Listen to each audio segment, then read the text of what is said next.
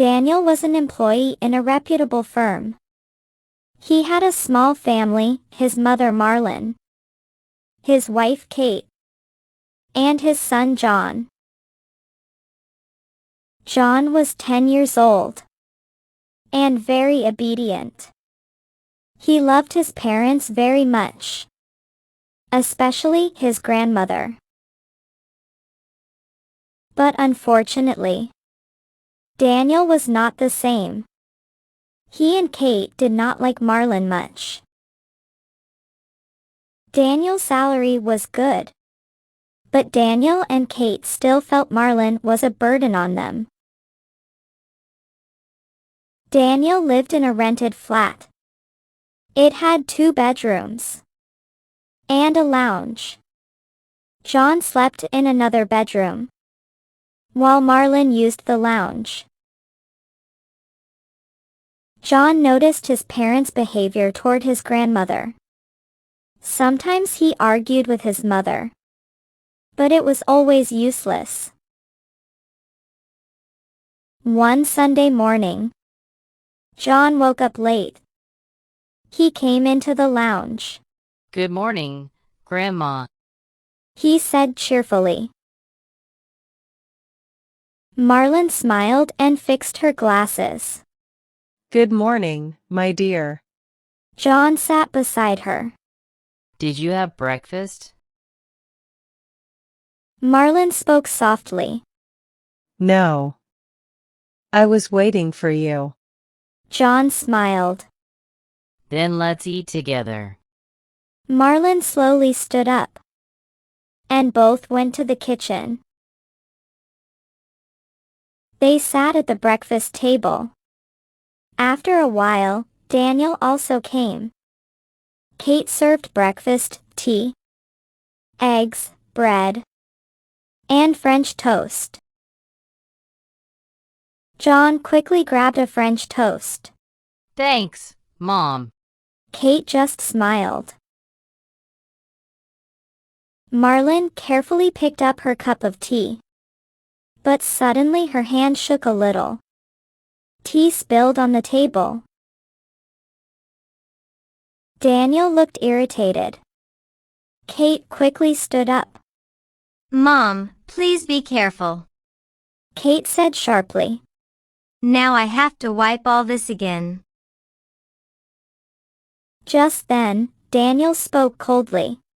"Kate, serve Mom separately." Kate nodded. Okay. Marlon's face fell. John sighed and stood up.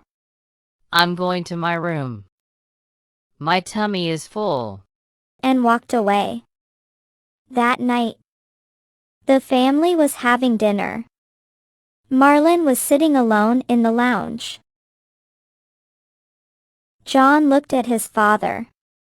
"Dad, Grandma should eat with us." Daniel looked at him sternly. "This is not your matter. Finish your food." John looked at Kate hopefully, but she ignored him. After dinner, Kate took a plate of rice to the lounge. "Mom, you still..." she said and left. Marlon quietly started eating. After some time, Kate came back. "Mom, you still haven't finished? Finish quickly and then go clean the kitchen. And wash the dishes. I'll come and check." Marlon looked silently at her plate and slowly stood up. As she walked toward the kitchen, Kate murmured, "She doesn't do anything. Daniel and I work so hard. But she doesn't realize even a little." One evening, John was doing homework in the lounge, while Marlon sat nearby. Her glasses were lying on the table. Suddenly, John's hand hit the glasses accidentally. They fell on the floor. Oh no! John quickly picked them up. Sorry, Grandma, your glasses broke. Marlin smiled gently. Don't worry, my dear. It's not a big thing. After an hour, Daniel returned from the office. He sat in the lounge, while John was also there. Marlin spoke softly. Daniel, my glasses broke. Please get them repaired tomorrow. Daniel replied coldly. Mom, the whole house expense is already on me. You should understand this. Marlin's eyes filled with tears. John watched silently, but could not say anything. The next morning, before going to school, John came to Marlin as usual. He picked up the broken glasses from the table. Grandma, I will get them fixed. He said. Marlin looked surprised. John smiled. Don't worry. I have savings. He left for school. Marlin wiped her eyes. God bless you, my child. That evening, Daniel was watching a movie in the lounge. John came into the lounge and handed the repaired glasses to Marlin. Grandma, your glasses. Marlin wore them and smiled warmly. Thank you, my dear. Daniel looked at them but ignored it. John quietly went back to his room.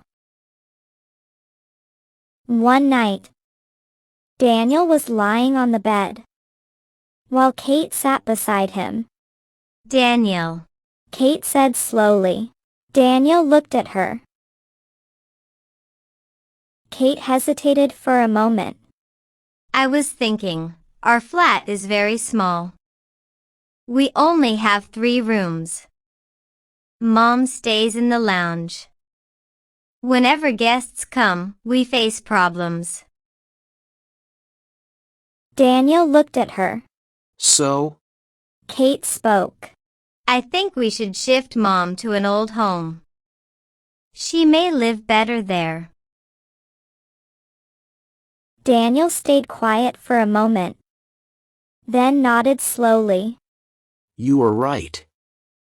I will talk to Mom. Kate said firmly. We have to shift her there, no matter what. Don't worry. Daniel replied.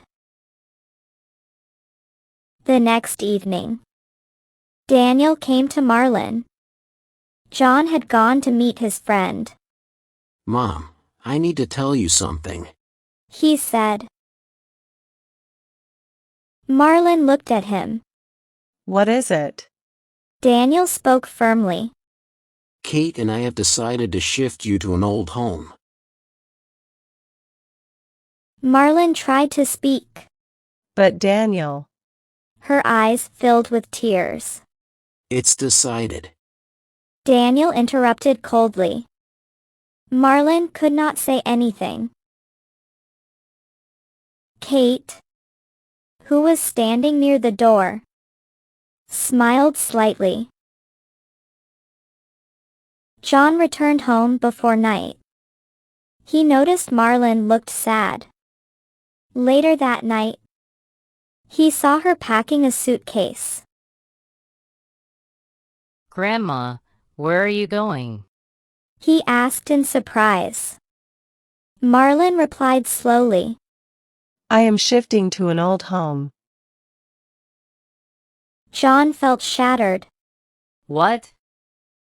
I will talk to Mom and Dad. How can they do this? Marlin gently held his hand. No, my child. Don't argue with your parents. Promise me you will not fight with them. John lowered his head. and nodded slowly. Then he silently went to his room. The next evening, Marlin was ready to leave. John hugged her tightly. Grandma, I will miss you. Marlin lovingly patted his head. Don't be sad. I will come to meet you. Daniel stood near the door. Mom, come. We are getting late. Marlin quietly followed him. John looked at Kate sadly, and then walked into his room. The next day at school, John was unusually quiet. Arthur, his best friend, had been absent the previous day.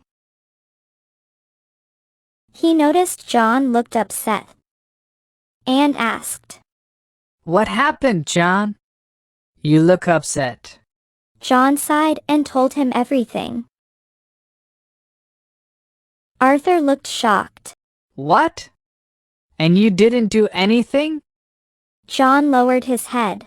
Grandma took a promise from me. She told me not to argue with Mom and Dad. Arthur thought for a moment, then smiled. Don't worry. I have an idea. He leaned closer and told John his plan. John's face brightened. This will work. That Sunday evening, Arthur came to John's house. Kate served tea and snacks. Daniel and Kate were sitting in their room nearby. Arthur grabbed a cookie and looked around. Hey, where is your grandma? John took a sip of tea. Dad shifted her to an old home. Arthur nodded. That's good. John replied. Yes. Our house looks much bigger now. In the room, Daniel and Kate looked at each other with smiles. John continued. At first, I thought Dad was wrong. But now I understand him. Grandma doesn't get any pension. How long could Dad bear her expenses?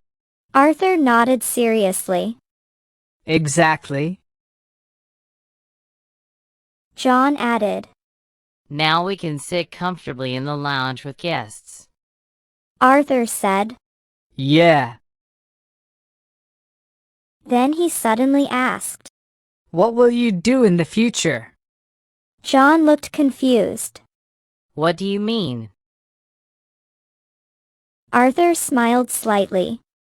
I mean, when you get married, will you keep your parents with you? Daniel looked at Kate, shocked. And she also sat stunned. John said. This flat is rented. Dad has a private job. How can he manage everything when he gets old? So I will also keep my parents with me. Arthur spoke softly. But when you make your own family, the whole responsibility of the house will be on you. Then what? John thought for a moment. Daniel and Kate held their breath. John paused and then said. I will shift Mom and Dad to an old home. Obviously, how can I bear all their expenses? My kids will need good education and healthy food. And there will also be house rent. Arthur nodded. Yes, exactly. Daniel and Kate felt shattered, hearing those words. After some more talk, Arthur went home. The next morning, after John left for school, Danny and Kate went to the old home. Marlin looked surprised to see them. Daniel hugged her tightly. Mom, please come home with us. Kate lowered her eyes. We did wrong. Please forgive us. Marlon smiled gently. You are my children. I was never upset with you. That afternoon, when John returned from school, he entered the lounge. He stopped in surprise. Marlon was sitting there, with Danny and Kate. John smiled inside. The plan worked. He ran to Marlon and hugged her tightly. Grandma, till when will you stay here? Daniel smiled. Your grandma will stay with us forever. Kate nodded, smiling. Yes. We will never let her go. John smiled happily. This is what I wanted. The house finally felt like a real home again. Moral: respect your elders.